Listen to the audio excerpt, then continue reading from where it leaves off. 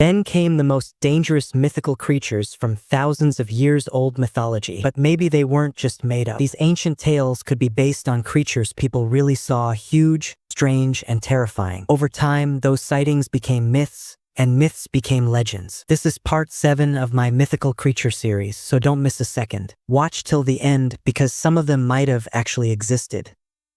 Our first creature is Weepoet. In ancient Egypt, long before Anubis became popular, there was another mysterious figure, Weepoet, known as the Opener of the Ways. People believed he cleared paths through darkness, led ancient armies to victory. He was often shown with the body of a man and the head of a black or gray wolf, not a jackal, as many think. In old temple carvings, Weepoet is always ahead, never behind, walking in front of warriors and pharaohs. His image symbolized leadership, protection, and fearlessness. Unlike other beings who stayed in one realm, Weepoet was always moving through life, through war. But what if this legend started from something real? Thousands of years ago, parts of Egypt weren't all desert. There were open forests and grasslands. And in those wild lands roamed massive predators like the African dire wolf. Bigger than modern wolves, with thick muscles and bone-crushing jaws, they hunted in silence and often alone. To ancient people, such a creature would have looked almost supernatural, especially under moonlight seen from far off. Over time, the memory of that real beast may have grown into stories of a silent, shadowy figure. One who always walked ahead, clearing the way. Maybe Weepoet wasn't imagined at all. Maybe he was remembered.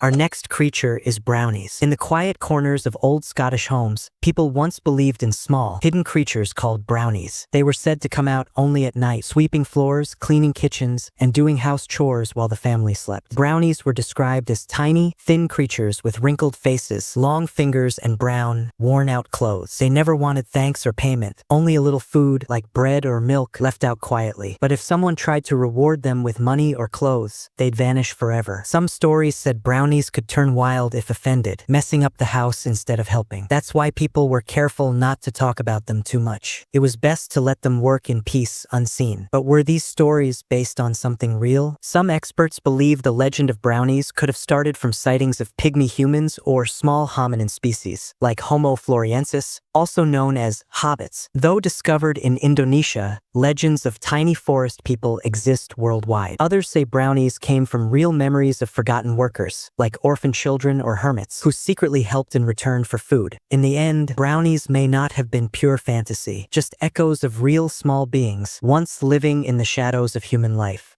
Our next creature is Puka. In old Irish folklore, there's a mysterious creature known as the Puka, a shapeshifter that could bring fortune or chaos. You never knew what it wanted. Could take the form of a black horse with glowing eyes, a huge rabbit, or even a talking human with animal features. Puka was said to appear at night, hiding in the shadows of farms, fields, and forests. Some people claimed it helped crops grow or gave warnings about danger, but others believed it caused trouble, scaring travelers, stealing food, or leading people deep into the woods where they'd vanish. One common tale tells of the Puka taking the form of a wild horse, letting people climb on its back, only to run wild through the hills and throw them into the mud. It was feared, respected, and never trusted. But what inspired these wild stories? Experts believe the Puka legend may have come from sightings of wild ponies or hybrid animals in ancient Ireland, especially those with strange features or aggressive behavior. To villagers, such strange, half-seen creatures felt magical. And so, the Puka was born part real, part shadow, fully feared.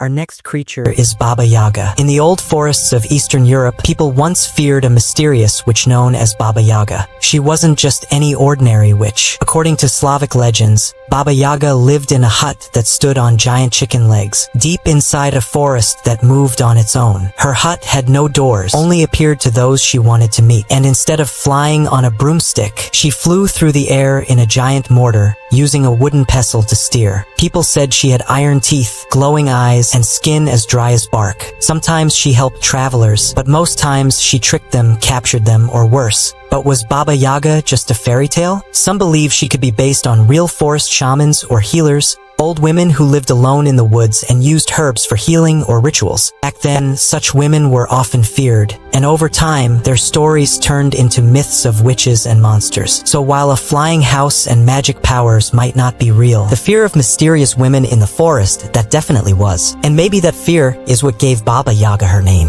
On the list, our second creature is Vionoi. In old Slavic myths, people feared a strange creature called the Vionoi. They believed this water spirit lived at the bottom of rivers, lakes, and ponds, waiting for the right moment to pull people under. The Vionoi was said to look like an old man with green hair, a long beard made of weeds, and skin that felt slimy like a fish. His body was bloated and covered in mud, with red glowing eyes that could see through the darkest waters. Fishermen and villagers told stories of hearing splashes at night and seeing bubbles rise when no one was there.